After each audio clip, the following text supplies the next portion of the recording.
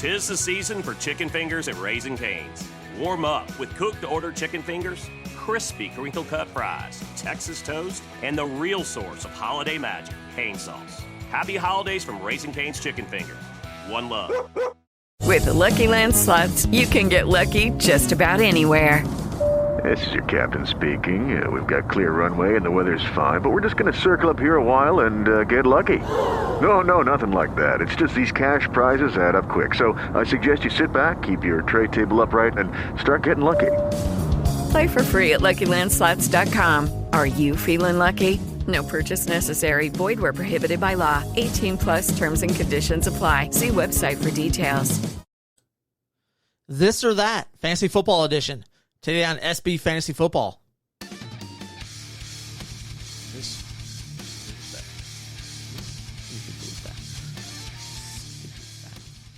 What is going on, everybody? Welcome to the SB Fantasy Football Podcast with your pals Alan and Rapid Dave. I'm Alan. I'm Rapid Dave. How you doing, buddy? Not bad. Not bad? Week 1 is done, thank God. Done and over with. The pain is gone. We don't have to worry about that just anymore.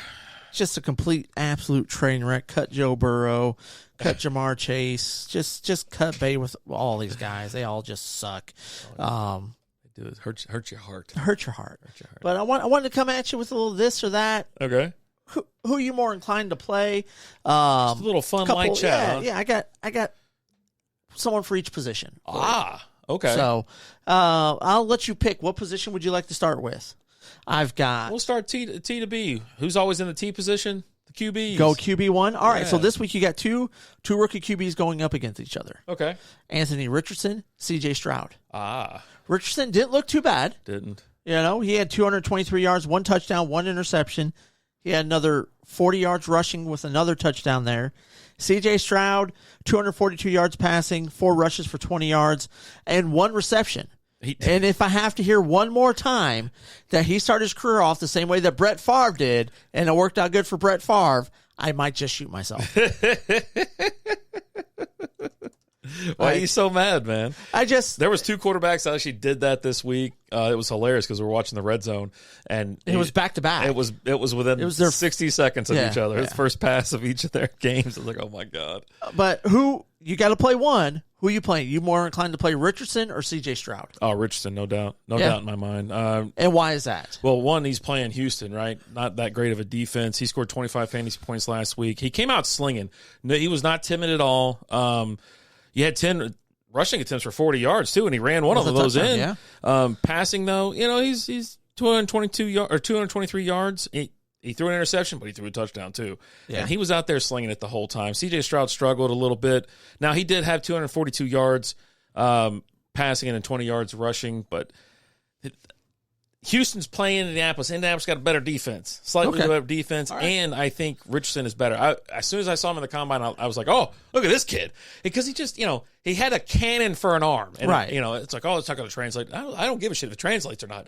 I just want to see him throw that ball as hard as he can in the NFL, and he's here, and I thought I had fun watching him. I really did. Enjoyed it, so give me Richardson. How about you? Richardson. Yeah. I mean, C.J. Stroud, he's the Ohio State quarterback. Yeah, we all know how that works out. Not good. Not good in the NFL. Let's go running back next. I got 2 different positions, 4 players, 2 teams. Okay. Who are you playing, Justice Hill or Gus Edwards? Oh, this is a tough one. J.K. Robbins went down again. I don't know who. Someone called it. He was Achilles injury in the third quarter, if not the fourth. I can't remember. He had a pretty decent day. Went down, and then Hill came in. Gus the Bus always somehow, like, anytime I ever drafted like a Ravens running back, I always went Gus and drafted a handcuff because whoever was going to get hurt. Right. Hill looked pretty good. Well, I don't have his stats in front of me. He had 8 rushes for 9 yards. Well, he got TD, and though, 2 right? touchdowns. The 2 touchdowns. So the goal, that's what I'm saying. Not bad because he's going to be the goal line guy, right? That's what I think. Yeah. That's usually Gus's job. Gus would come in and actually do the goal line work, even with the starter in. But since they've already shown kind of what they're going to do with him, if I had to pick a starter this week, I got to go Hill because I think he's going to get at least 1 touchdown, maybe 2, depending on how the games go. They're playing Cincinnati this week, so yeah. Hey, it's Lizzie. But yeah, no, I'm leaning that way too towards Justice Hill. Uh-huh. I do think he is a little bit more TD dependent. I think Gus Edwards will get a majority of the work, but I think Justice is going to get all that red zone work. Yeah, I mean, let's see. Gus had 8 rushing attempts for 32 yards. I wasn't involved in the passing game at all. So if I'm in PPR, give me the passing attempts and whatnot. Hill should get more passing attempts thrown toward his way. Lamar looked crazy. He looked out of sorts all day. He didn't have a security blanket either. Yep. Almost every tight end, starting star, amazing tight end was out except for Hockenson. He showed up. But yeah, give me Hill this week and make me change my mind because I want to pick Gus. But I can't this week. All right. Cam Akers or Kieran Williams? Heard Williams had a pretty good day, didn't he? Williams did all right. Yeah. I didn't see his stats. I don't have anything pulled up here. Do you got any of those written down? I do not, but I can have it in 4.9 seconds. Did you say Cam Akers? Yeah. I'll go Akers. You go with the other guy. So Cam Akers, 8.9 fantasy points in PPR. You're talking 22 rushing attempts for 29 yards and 1 touchdown. That's not great production, but that's good usage, right? He had a majority of the carries. Mm-hmm. Kieran Williams had 15 rushes for 52 yards. He did have 2 touchdowns. Yeah. So Cam Akers was not involved in the passing game whatsoever in this game, so I'm a little hesitant to use him, and I think I might. I do like the usage. Don't get me wrong. I do enjoy the usage. Glad he's getting that action because boy, he was in the doghouse not too long ago. Halfway through the season, then he got out and played great the second half of the season. Exactly. Right. Yep. Now the one thing I will say is they're playing the 49ers this week, which is going to be tough sledding. Right. I'm more inclined not to play either one this week. Yeah. But if I have to play one, I think I'm going to lead towards. I like the usage numbers with Cam. Mm-hmm. I think I want to lean a little bit towards Cam Akers, but I could be wrong with that, right?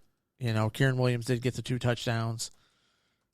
Yeah, give me Cam because he still had a majority of the carries. You think so? And it's 1 week, right? But if the guy who's going to get more of the snaps, more of the usage, that's the guy that I like. I'm a PPR guy.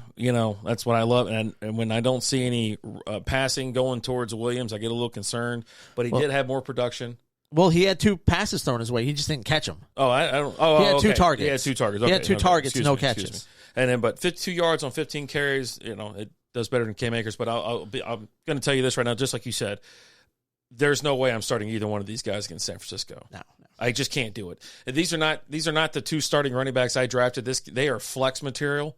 And I can't flex them this week because they're playing the 49ers. Yep. So I'm out. I'm out on both, actually. Let's stick with the Rams.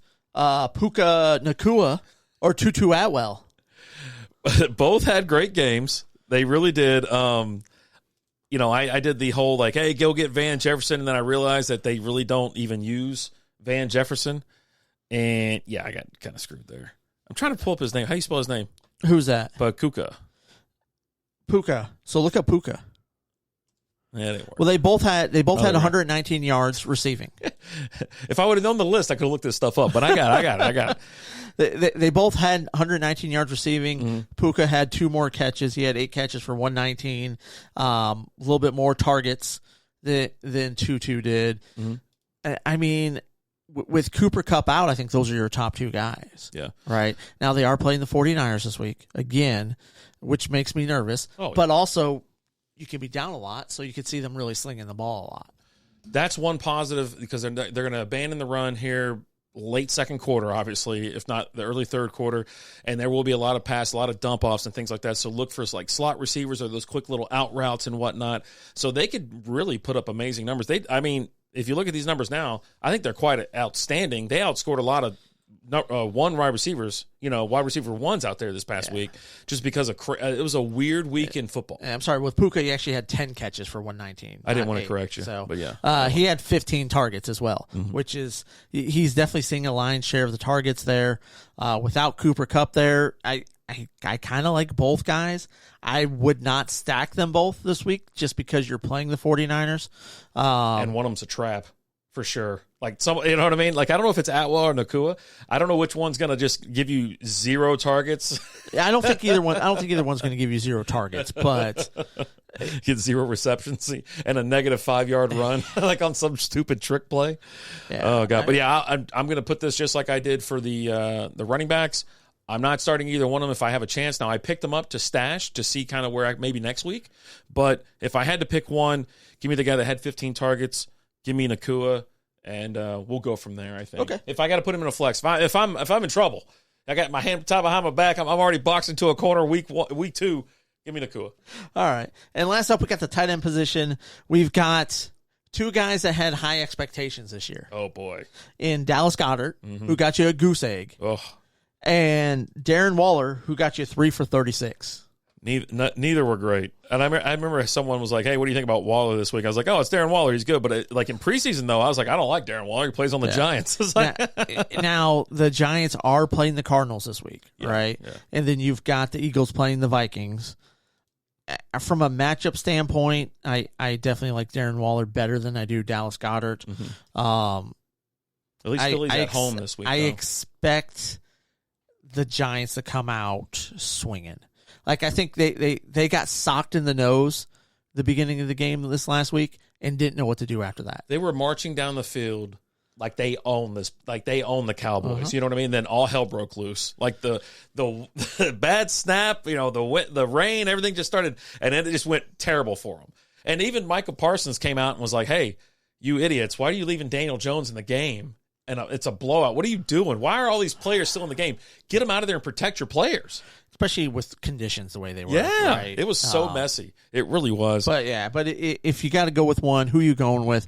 You going with Goddard? You going with Darren Waller? Who you taking this week? I mean, if I had to pick, I try to avoid Thursday night games. I don't know why, because you can have a great matchup.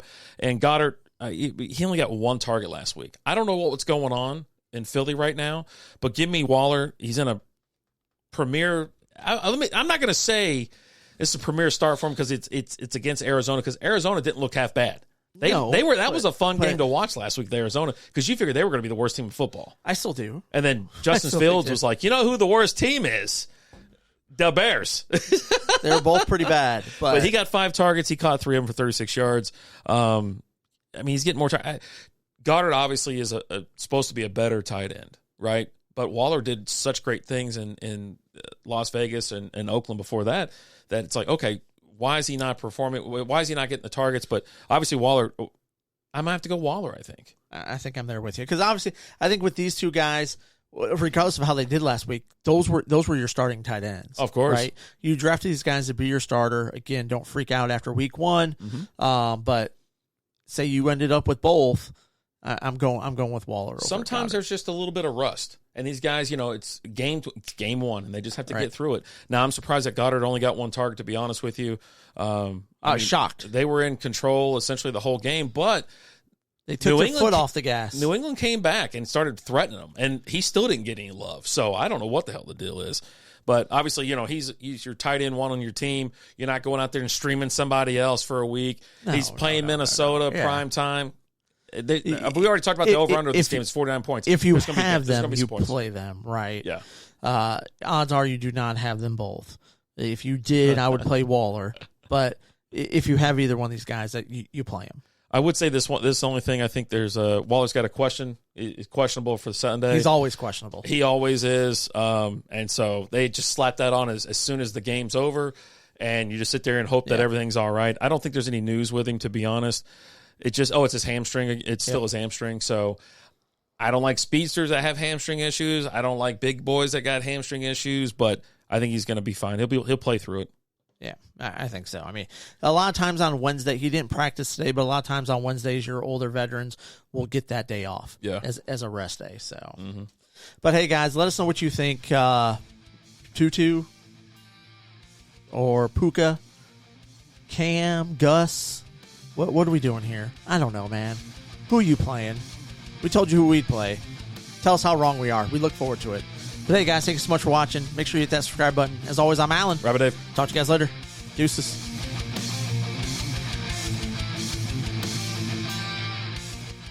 Thanks for listening to the SB Fantasy Football Podcast.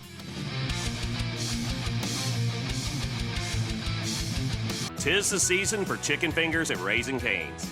Warm up with cooked-to-order chicken fingers, crispy crinkle-cut fries, Texas toast, and the real source of holiday magic, cane sauce. Happy holidays from Raising Cane's Chicken Fingers. One love. With Lucky Land Slots, you can get lucky just about anywhere. Dearly beloved, we are gathered here today to... Has anyone seen the bride and groom? Sorry, we're here. We were getting lucky in the limo and we lost track of time. No, Lucky Land Casino, with cash prizes that add up quicker than a guest registry. In that case, I pronounce you lucky. Play for free at LuckyLandSlots.com. Daily bonuses are waiting. No purchase necessary. Void where prohibited by law. 18+. Terms and conditions apply. See website for details.